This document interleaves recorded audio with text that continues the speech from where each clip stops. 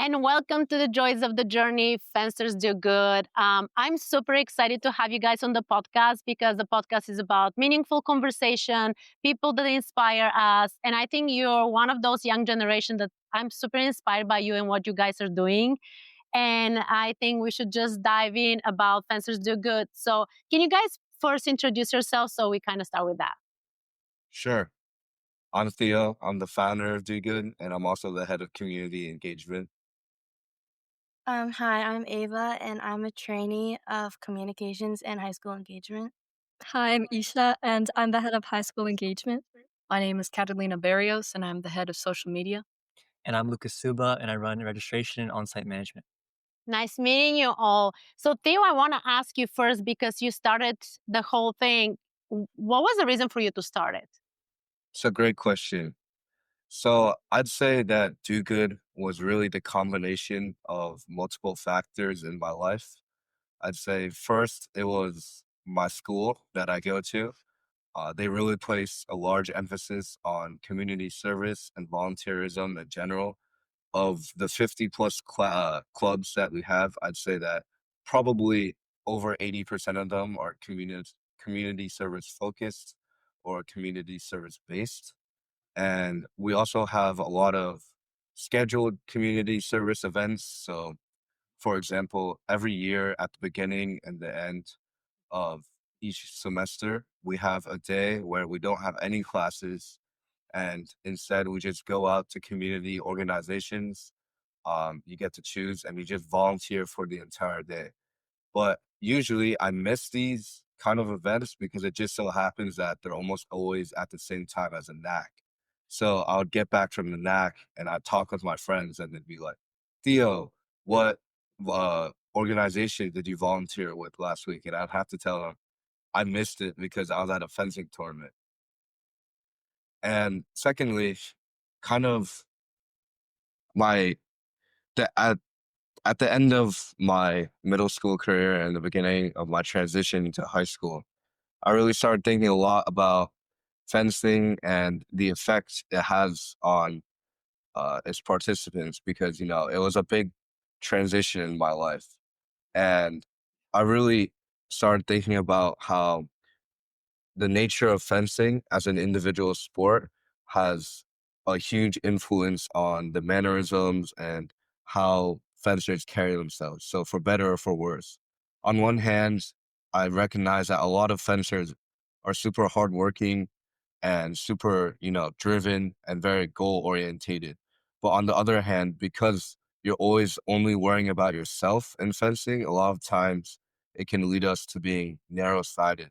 So, these combination of factors is what led me to start Do Good. Oh, that's amazing. I mean, I've always admired young kids like you guys doing something meaningful and impactful and leading the way. And later on, I'm going to have a question about the social media. But now I want to ask the other members, what does it mean to you guys to be part of something? For me, I think this is something big, and you're going to lead the way to a lot of other young kids to do something big and meaningful like you guys.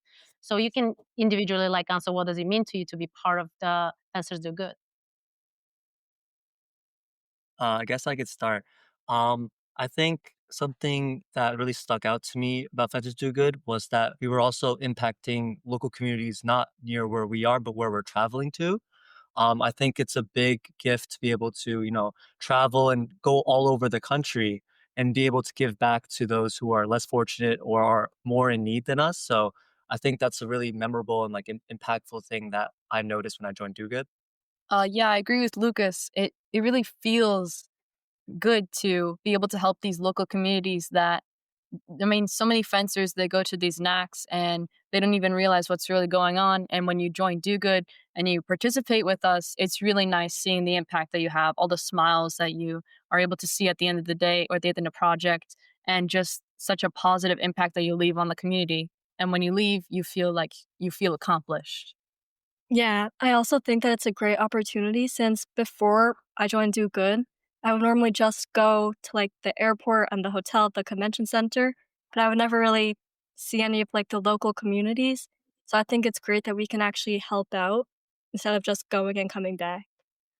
Yeah, I agree. Like, I feel like most fencers, like, they just stay at the hotel and, like, the convention center. Like, no one really goes out in the communities, but all the communities that we go to are so different than, like, where we live here. So being able to, like, directly impact and help those communities really, like, it, like, makes us feel good to know that we're helping these people.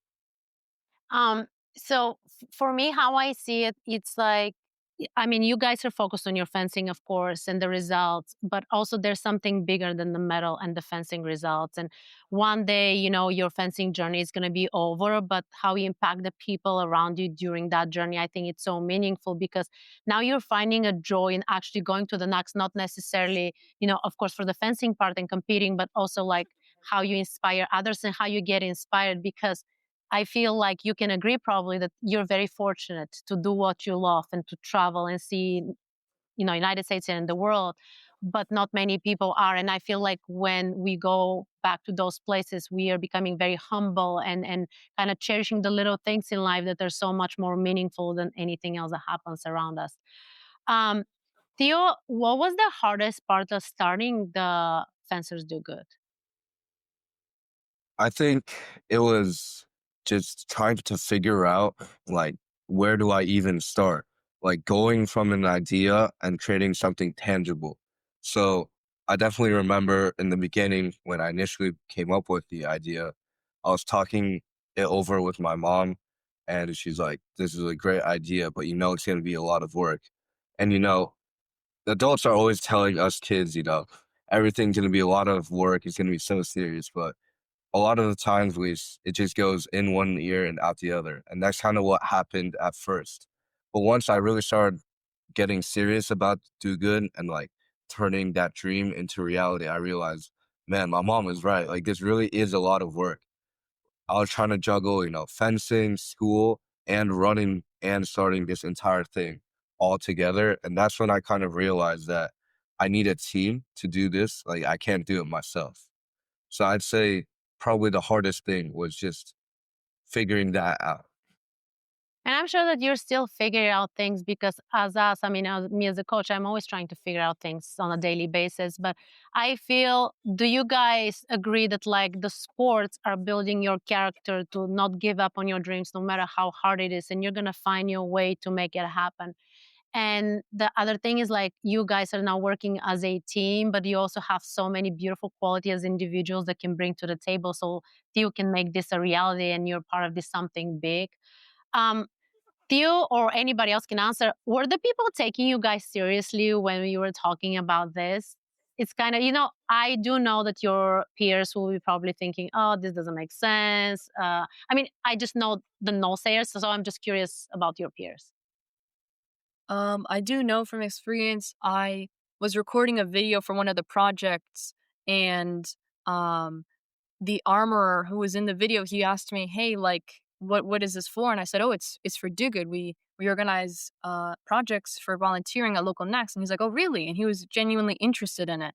So that's really an example of like how someone's really taken us seriously. And honestly, I was surprised. I didn't expect it at first, but once we started talking about what the organization was about, I just realized like there are people who really do care, and we just have to find a way to reach them. Absolutely. And my advice will be there will be people that are going to be telling you like something is not going to work, but I've always been fueled and being motivated by that instead of being discouraged because some people don't have your vision. Some people don't think that you can do something bigger and more impactful that they can. So I think that's going to fuel you in the future. Um, what so far has been your favorite project that you have done that you felt that like you defenders did the biggest impact?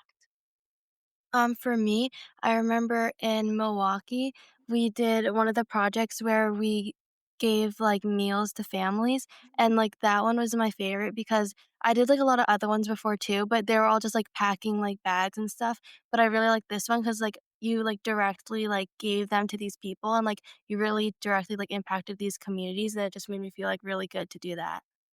I can also add to that. I remember in Atlantic City last year, we volunteered at a homeless shelter, and the entire team met a homeless man there. He was a refugee from Vietnam. He escaped during the war, and then he got his PhD at Columbia. and he didn't really go into it, but then he somehow ended up as a resident at the shelter. And that was a really humbling moment, I think, for all of us, because it showed you that you can feel like you're on top of the world. You can go from nothing to everything, but in an instant, you can also have it taken away. So, yeah, Do you guys think that since you started this project, you have changed? Yeah, I think that for me, like, especially, like, being able to go to these communities and really give back, it taught me to think more about other people than just myself. Like, I feel like it makes all of us, like, really think about these communities and see what we can do to help them. Also, like working as a collective instead of an individual. You know, fencing is a very individualistic sport. You know, it's just you and your opponent, and maybe some advice from your coach. But learning to kind of be able to work as a team and to be able to work off people's different schedules, different times, I think that we have definitely grown and like learned from each other.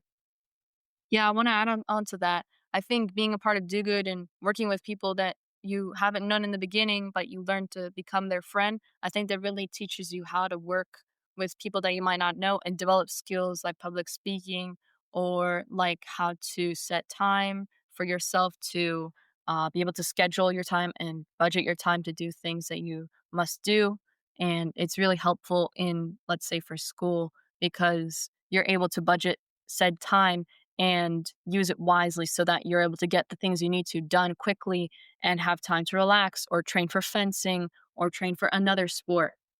Yeah, going off of what Catalina just said. So I live in Long Island and I go to Scarsdale and Fencers Club. So it's like around 1.5 hours to practice. So I've really learned to like manage my time well and actually like do my work instead of wasting time. Since even like 5 minutes can make such a big difference. I Oh, it totally, does. I totally agree with the rest of the team. I know that before Do Good, I was more closed minded. I hated group projects because I was like, I think it's the process is so much easier, much more streamlined when it's just one person and their own train of thought.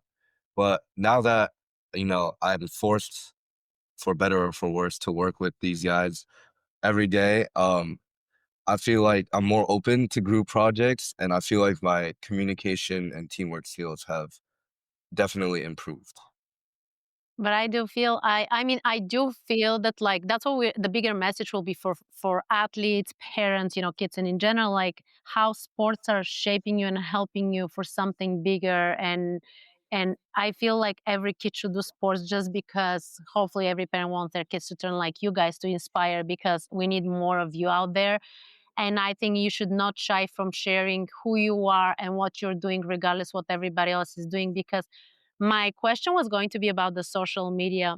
I have this thing where I'm asking even our young kids in the club, when you win a medal and the kids are not posting on social media about them winning the medal, is this a trend or it's something that I don't get? Do you understand what I'm saying? Let's say Theo is winning a medal at the NAC. Are you going to post on your Instagram about it? So why not? Okay, that's my question. Why not? Well, as the social media head, I think some people they genuinely want to share like what their recent achievement is, but for other people, it's more about like retaining humility and being able to just have the achievement to themselves. Be like, yes, I did this, and I'm proud of it, but I don't need to tell everybody in the world. But for the people who do want to share it, it's more like I'm really proud of this. I want to share this good moment with everybody else. I think a lot of No, go people ahead. Go ahead. I think a lot of people who choose not to post about their big achievements also just don't want to seem like too brazen or too cocky. I get that part, but I feel like I am actually super disturbed by this, and I'm arguing with our kids in the club in general. You guys have worked so hard to achieve certain things and milestones, and I don't think it's a bragging. But if people are taking it as bragging, well, maybe I mean you deserve it because you earned it. You earn your right to brag about it. So, for instance, when I'm super proud of the athletes that I'm coaching and they achieve something, do you think I should not post because it seems like bragging? I don't take it this way. I'm proud of myself and I share to the world what I have done. It's almost like the social media is your private space and people get to choose whether to go or not. And the only thing I'm talking about this is because I'm sad that the kids feel what others will feel when they show, like their fencing results or regardless. Maybe it's your acceptance to college.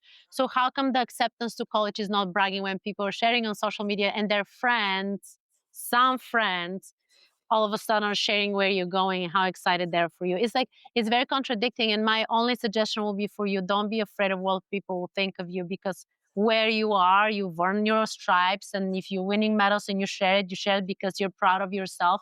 Nobody get to say whether you should do that or not. Does it make sense? It's just Definitely. a suggestion. Don't be like everybody else. Because when you travel the world and you share, let's say you're on a World Cup or whatever you're doing, well, that's the same thing. Somebody will take, oh, she or he is bragging that they're traveling the world. This is who you are. This is your life. They get to choose whether to see your social media or not.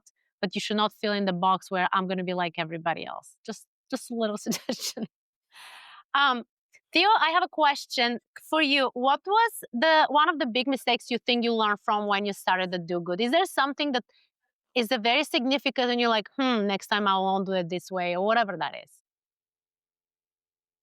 Among the skills that do good have taught me, I think learning how to ask for things is the most important.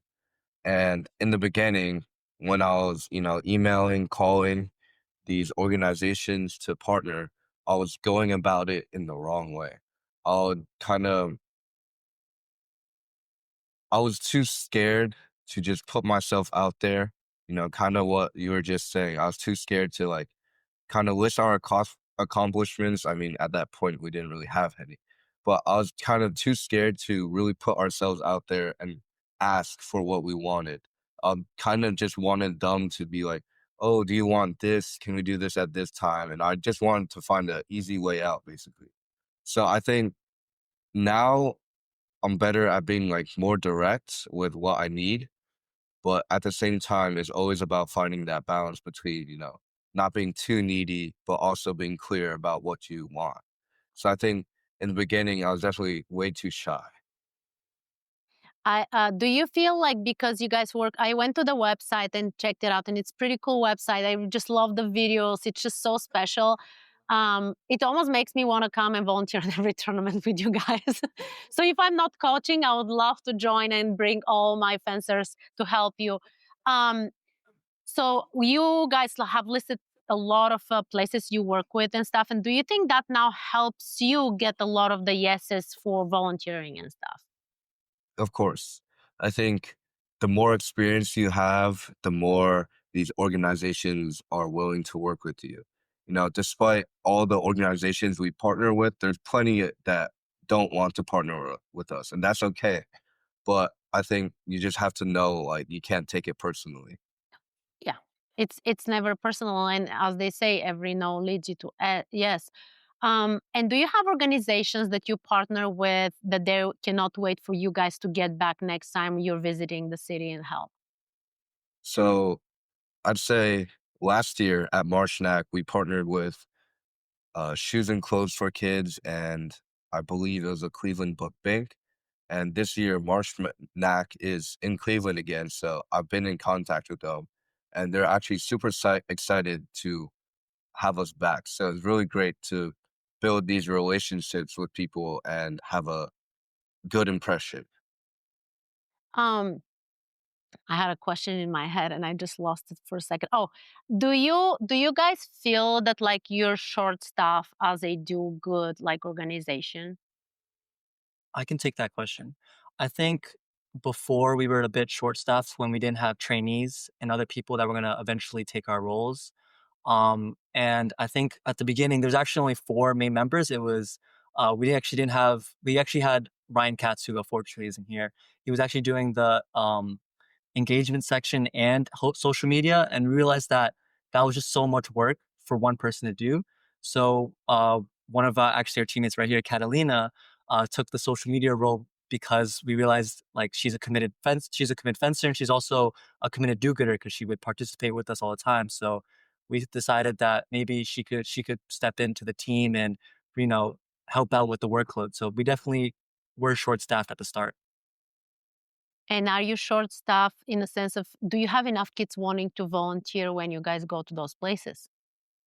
I think it's always a struggle, you know. Some kids they just don't have availability. And also, I mean, with the fencing schedule, it's always complicated. Like there's always one day where a whole category of kids will not be able to volunteer.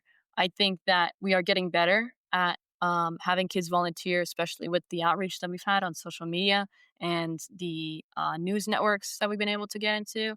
But I think, yeah, we've been able to have an uptick in our volunteers, and I feel like we've had a really good long reach over the general population of fencers. I can definitely speak to that. I remember in the beginning and just even up to the middle of last year, I'd say there was projects where no one would show up or we'd really have to struggle to get those few volunteers. I remember during those times, every volunteer was really precious because, you know, when you have when you have a few, it's very precious to you. But when I look back on those times and compare it to where we are now, where we've had projects last year and this year where we've had too many people sign up and we tell them we can't take you, like the organization won't let us. So I really think it's amazing the progress we've made. But like Catalina says, we always have to stay humble and never take anything for granted. Oh, absolutely. So, Catalina, my question is for you about the social media.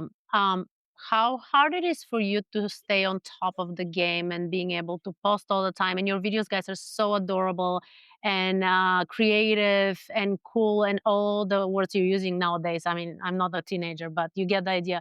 And this is a huge job, a huge role for social media because I run social media, and it's exhausting. So, how do you do this?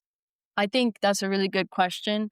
It is a struggle sometimes. We really, as I said before, we need to really budget our time.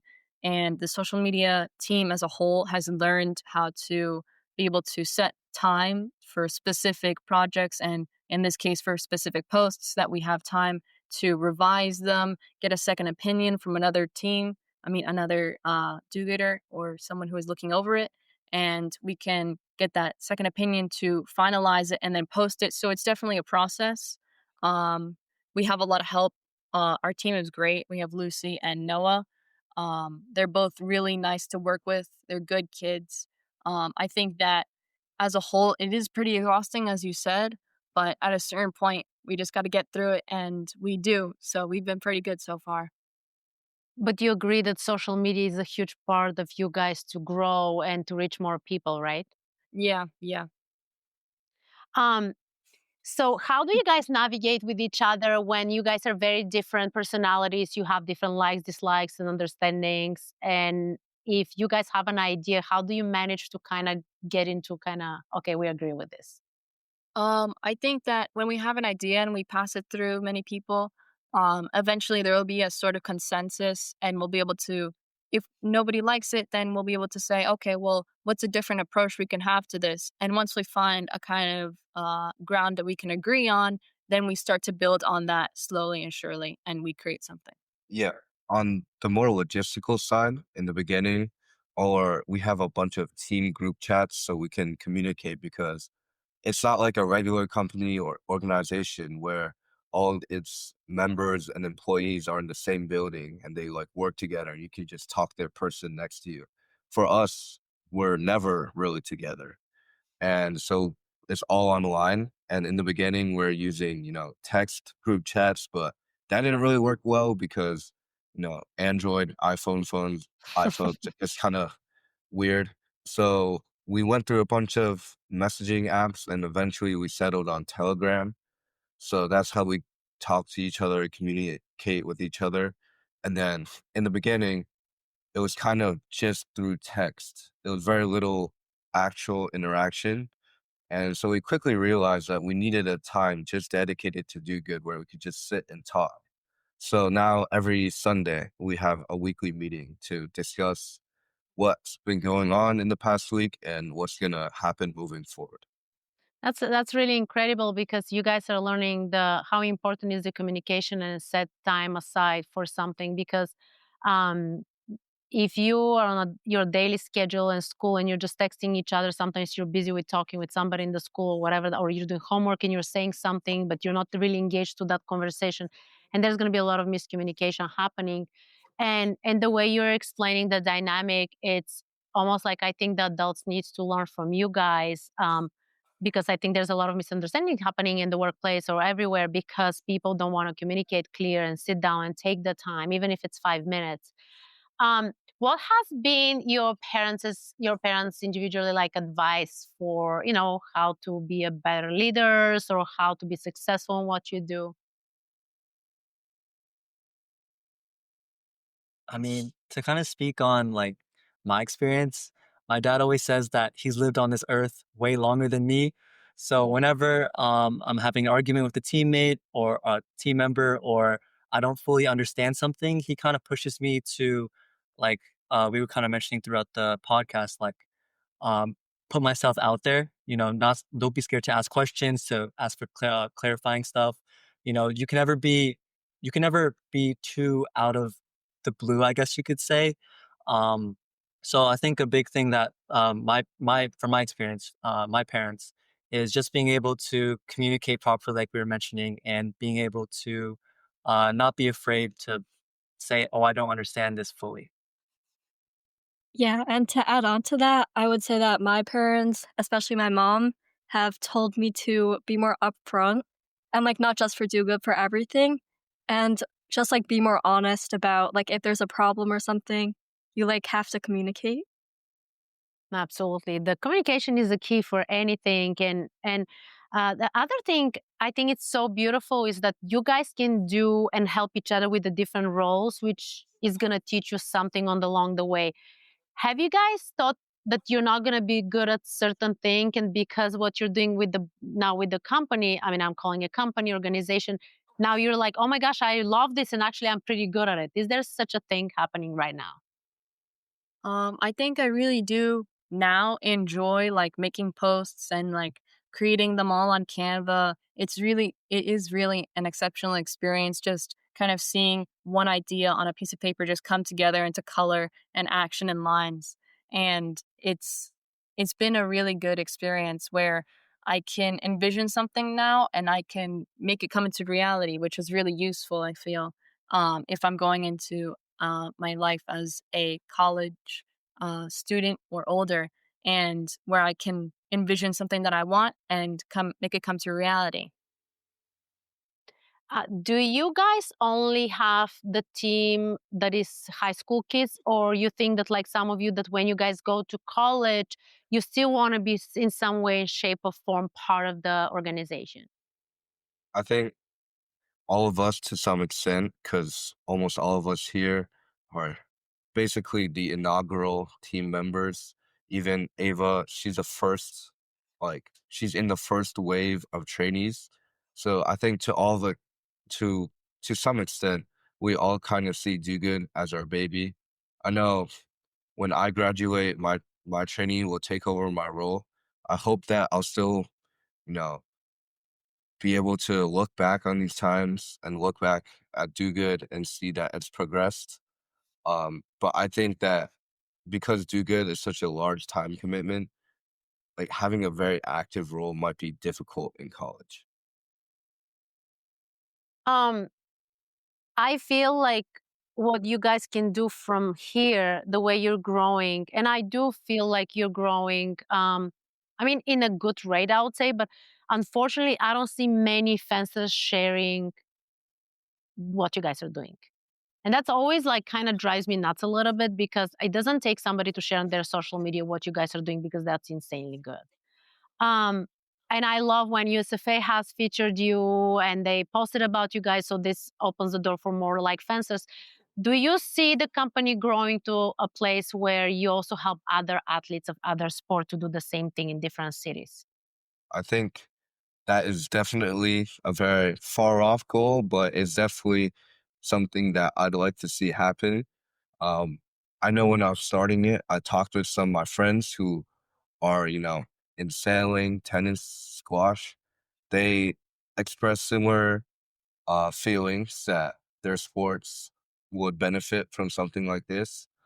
But that's still a very, far long term goal. I think for now, what I really envision the organization is in like a couple years. I really want do good to be synonymous with volunteerism. So when a fencer thinks, where can I get community service hours, or how can I, do good? They just automatically think of do good. The same as, when you think of Chinese food, you usually think of rice or like lo mein or something like that. Where do you see the company in the next 3 to 5 years?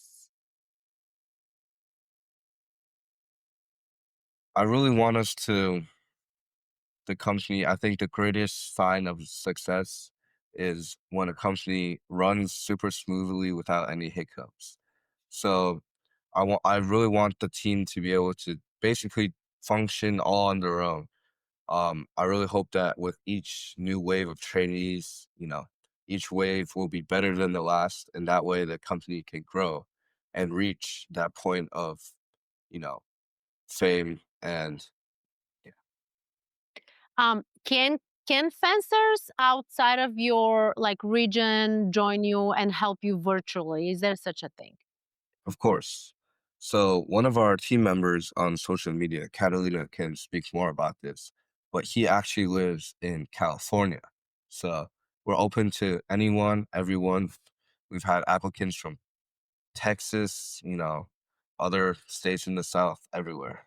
Yeah, to speak about one of my trainees, his name is Noah. He's in California, and I know it's been a struggle to work with him with the different time zones, but we've gone through and we've adapted, and it's really been an interesting experience where we are able to get different perspectives because we're in different states, and we can get a new idea of how to record things or how to set up a new kind of scene for a project that we're doing, and it's an interesting perspective that we've gained from having a new trainee from a different state. So how can the adults, the parents can help? I think because we're kids, I mean, this is a huge task we were taking on. We didn't really know what we are getting ourselves into. And definitely, like, in the beginning, I remember our first call with our very first organization. It was a Broad Street food pantry in Columbus. I'm gonna be honest, that was not the best call. I think that was probably the worst call I've ever held, because we had no idea what we were doing. You know, I think my mom has definitely taught me a lot of things, how to, you know, like I was saying earlier, she definitely taught me to be more direct with what I need and to communicate better. So how can the fencers who want to volunteer at the NAX can sign up? Yeah, I could take this since I'm part of registration. They can go to our website, fencersdogood.org, and they can look at every single knack. I think we have projects up for November, and we are working on January right now. No, we're working on April right now. Okay, we're actually really ahead. So they can book in advance, but they just go to our website, Fences Do Good, and they do get involved or volunteer, and they just scroll to the knack they want. They click it, and they look through all of our projects. And we just switched over to a new registration process called Give Pulse, so they would also have to go through that process. And most my team will be handling all the registration. So if they have any questions, they can always go up to me during the NACS or just send an email to me. Um, so what will be your advice for some kids who want to start? It doesn't have to be the same organization, can be anything. What will be your advice to them? I'd say don't be afraid to don't be afraid to fail. We've had so many setbacks in the past, but it's really changed my mindset. Uh, Now when it's not even just do good anymore. Like when I get a bad grade or, something doesn't go the way I wanted to, I see those setbacks as learning opportunities and, uh, points to grow on. So really, in the beginning, when you're starting anything, whether it's you're starting your own organization, you're starting a new sport, or you're taking a new type of class for the first time, you're never going to immediately be good at it, you know? And there's inevitably going to be hardship and setbacks. And I think what separates the successful from, the not successful is people who are successful, they persevere and they grow. Whereas if you let life's ups and downs, really weigh on your mind and you're like, oh, I couldn't get anyone to volunteer, or I got this bad grade on a test. What am I going to do? If you have that mindset, you're never going to be able to grow past a certain point. You have to be able to say, oh, I got a bad grade on the test. Does what can I do to improve that grade? Or what does that show me that I need to learn or work on? Yeah, I agree. I feel personally that it's really important if you're going to start an organization or something, it has to be your passion. You have to feel really strong about it so that you can create this organization and be able to enjoy what you're doing. It's not going to happen if you're creating an organization, you're like, oh, I have to do this, or oh, I forgot about this. You have to say to yourself, like, I enjoy this and I'm going to do it because I love what I do. I want to know what has fencing taught you guys to be who you are today, and how does the sport help you? I'd say fencing has taught me that there is a time to obey your limits and a time to throw them to the side. So to give an example, last year I had a pretty serious hamstring injury, and it was literally 2 weeks before a knack. And it was a pretty important knack, so I just decided I was going to fence through it. You know, my thinking was, the injury was pretty bad. Like I nearly pulled my hamstring. So I was just thinking that, I might as well just give it my best at the knack, because if I go to the knack and just use my injured hamstring as an excuse, I'm just gonna feel like I wasted my time. What's the point of flying, 3+ hours to across the country just to blame your results on your legs? So I was like, no, even if I do pull my hamstring, it will be through my effort and me giving my all. I'd gladly sacrifice, like a couple months of not being able to fence than that feeling of wasted potential. So I think fencing had really taught me that, sure, sometimes it's good to know your limits, but sometimes you have to realize when you're using your limits as an excuse. I also think that, like, fencing, it teaches everyone that, like, you can't give up because you're not always, like, gonna be able to win, like, it's impossible to do well all the time, but, like, you shouldn't quit, like, you just have to keep on trying and it will, like, help you. Yeah, to add on to that, I think it's definitely taught me to be more determined and, like, obviously, like, fencing, you can, like, not do well in pools, and then you can still, like, end up winning, and then even just, like, besides actually fencing, like, if your flight's, like, really delayed or maybe you change clubs or something like that, you still have to, like, persist and just know that all of these obstacles are things that you can overcome. Um, I want to ask you guys, what does it mean to you, the joys of the journey? I think it means that, like, with the journey, like, you're not always gonna be happy with what happens, I guess, you just have to, like, accept it and try to find, like, the best of everything that you do. I think, kind of building off what Ava just said, nothing ever really goes how you plan. To quote Muhammad Ali, everybody has a plan until you get punched in the face. In the same way, whenever you're doing something, there's bound to be setbacks. And I think just being able to take it on the chin and being able to love what you do is really the most important thing. Yeah, it's really enjoying what you're doing. As I said, if you want to start an organization, you have to enjoy it. You have to take it in stride. You have to take the ups and the downs. And at the end, you can always look back and you say, yeah, I did that. And that's where the joy from the journey comes from. Yeah, I think as younger people, we always want to value the results instead of the process. I think overall, as kids and younger people, we take for granted the process of, you know, studying for a test or practicing or, really getting that medal. At the end of the day, it's amazing that, you got that medal, but how you got there is also very important. Yeah, kind of another random example I just thought of. Over the summer, I went on a trip with my brother and his friend to Vermont. And I remember I didn't really tell my mom about this because, she would have had a heart attack. But we were climbing this mountain, and I had climbed the mountain before, but my brother and his friend hadn't. And the way up, how I remembered it as 3 hours. Online, it said it was 5, and we got there kind of late. So we're like, do we risk it? What do we do? There's a chance of rain. So we drove all the way up here. We're only here for a weekend. We might as well just go and climb the mountain. So we get to the top, it's beautiful. The weather was a bit but it was still amazing.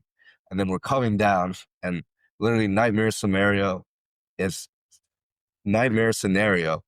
It's getting dark. It starts thundering and raining. We're slipping down the mountain. I'm like, oh my God, we're going to die. But then at the same time, I don't think I would have wanted to be anywhere else in the world. Despite the horrible circumstances, I was so happy just being able to spend time with my brother and his friends. And at the end of the day, we came down the mountain safely, and I really felt like I felt like my relationship with my brother was in a way tested and improved by that harrowing experience. So I feel That is like, very special. yeah, It's Yeah, I enjoying the journey. To add on to that, I would say that it really is about enjoying the whole process, and that includes all the people you meet, all the experiences, and just all the ups and downs. And I think you guys learn so much about you in general. Like, I think when you're surrounded by people, like this is a very special like friendships that you guys are having here because you're cherishing each other and you appreciate each other, and you don't have to be somebody else to fit in, and you're motivating each other, and that is very special and very rare to find at your age. And I'm going to say it again, you're inspiring me and so many adults, and I'm sure that so many kids. And now you know that like with your platform, you always have to be like cautious what you're posting on your personal accounts because a lot of kids are watching you. And yeah, but I appreciate you guys so much, and I cannot wait to see you guys at the NAC. We're gonna be at the NAC.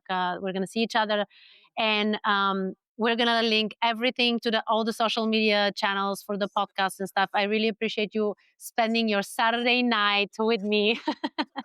It's still afternoon with me in California, but it's night with you guys over there. Keep doing the hard work. Keep breaking boundaries, paving the way for the next generation, and incredible things are on your way. And I'm proud of you guys, and I'm glad to get to know you. So thank you so much for being a guest, and I'll see you soon. thank Bye. you. Thank Thank you. you. Bye bye.